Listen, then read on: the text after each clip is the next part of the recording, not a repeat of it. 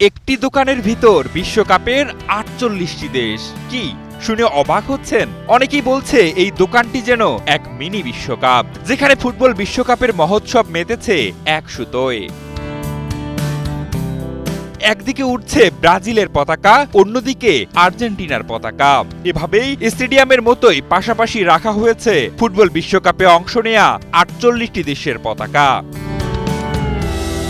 শুধু পতাকাই নয়, নিপুণ হাতে তৈরি শত শত জার্সিও সাজানো আছে ছোট্ট এই দোকানটিতে, যা ফুটবল প্রেমীদের কাছে পরিণত হয়েছে ভালোবাসার জায়গায়। ঘুরে দেখার পাশাপাশি অনেকেই কিনছেন প্রিয় দলের জার্সি কিংবা পতাকা। আমি নিব হচ্ছে ব্রাজিল নিব অবশ্যই, আর্জেন্টিনা, বাংলাদেশে থাকবে প্যালেস্তাইন, স্পেন, তারপর হচ্ছে প্যালেস্তাইনে থাকবে, ফ্রান্সে থাকবে, এরকম ৮টা টোটাল আর কি কান্ট্রি থাকবে। অদ্ভুত এই দোকানটির দেখা মিলেছে বগুড়া শহরের বিস্তিক এলাকায়। ৪০ বছরেরও বেশি সময় ধরে দর্জির কাজ করছেন পান্না মিয়া।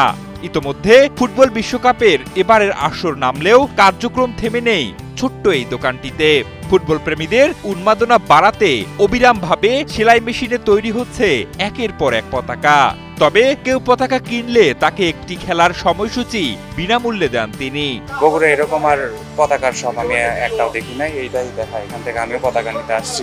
ব্যবসায়ী পান্না মিয়া জানান, বিশ্বকাপ এলেই টেইলারিং এর অন্য সব কাজ বাদ দিয়ে পুরোপুরি ব্যস্ত থাকেন পতাকা তৈরি নিয়ে।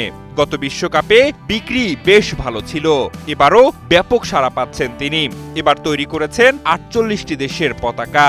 বগুড়া ছাড়াও আশেপাশের বিভিন্ন জেলা থেকে তার কাছে পতাকা তৈরির অর্ডার আসছে বলেও জানান পান্না মিয়া। সবচাইতে ছোট পতাকা ২০ টাকা, আর বড় যেগুলো ১০০ ফিট সেগুলো ধরেন ১১০,০০০ টাকা। ১০০ ফিটের গুলো ১০,০০০। না, বাইরে উত্তরাঞ্চল প্রায় রংপুর, দিনাজপুর, গাইবান্ধা, জয়পুরহাট এদিক থেকে আসে লোকজন। এমুরা নওগাঁ থেকে আসে, সিরাজগঞ্জ থেকেও আসে। ভালোই চলে, কোনো সমস্যা হয় না।